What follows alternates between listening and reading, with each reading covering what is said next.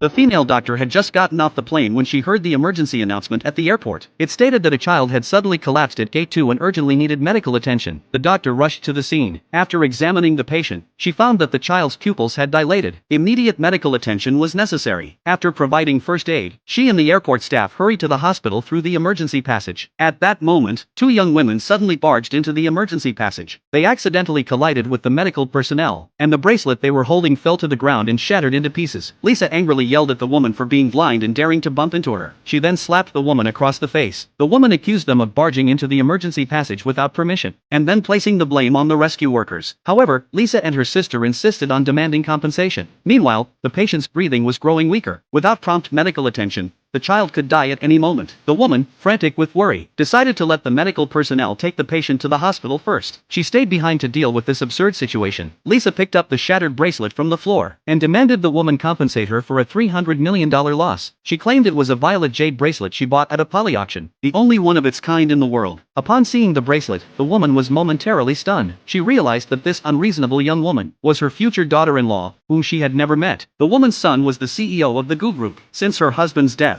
she had gone to the United States to work as an international doctor. Now, 10 years later, she had moved on from her husband's passing. She had decided to return home and transfer all her shares to her son. The CEO had told her that his fiancée, Lisa, would be waiting at the airport to pick her up. He mentioned that Lisa had brought the bracelet, which he had just bought for $300 million, as a gift for his future mother-in-law. The woman had warned him on the phone, saying if Lisa used her position as the CEO's fiancée to act arrogantly, she would never let Lisa marry into the GU family. The CEO reassured her, claiming that Lisa was very well behaved. But everything seemed to be so coincidental. Through an airport emergency, the woman realized how arrogant and domineering her future daughter-in-law was. She immediately revealed her true identity. She said, "I am the CEO's mother, and your future mother-in-law." Lisa froze for a second upon hearing this. Then, she slapped the woman hard across the face. She reasoned that the woman couldn't possibly be the CEO's mother, because she was young and dressed plainly. Lisa concluded that the woman was a fraud. She stepped forward, ready to teach the woman a lesson. Her sister also helped to knock the woman to the ground. The woman, furious, said, "You will pay for your actions today. I will never allow someone like you to marry my son." Lisa arrogantly replied, "Even if I kill you today, no one will dare to stop me." The airport manager walked over after hearing the commotion, not recognizing the woman as the CEO's mother. He, eager to please the so-called CEO's fiancé, joined in beating the woman. The woman called her son to let him see Lisa's true nature. As soon as the call connected, Lisa grabbed the phone and slammed it to the ground. The CEO, realizing the call was cut off, sensed that his mother might be in danger. He called Lisa immediately. Lisa claimed that an old woman had broken their necklace. The CEO, enraged, said he would head to the airport right away. Lisa, hearing this, became even more arrogant. She said that when the CEO arrived, the woman would face a punishment 100 times worse than now. The woman replied, "Let's see who the CEO will punish first." At that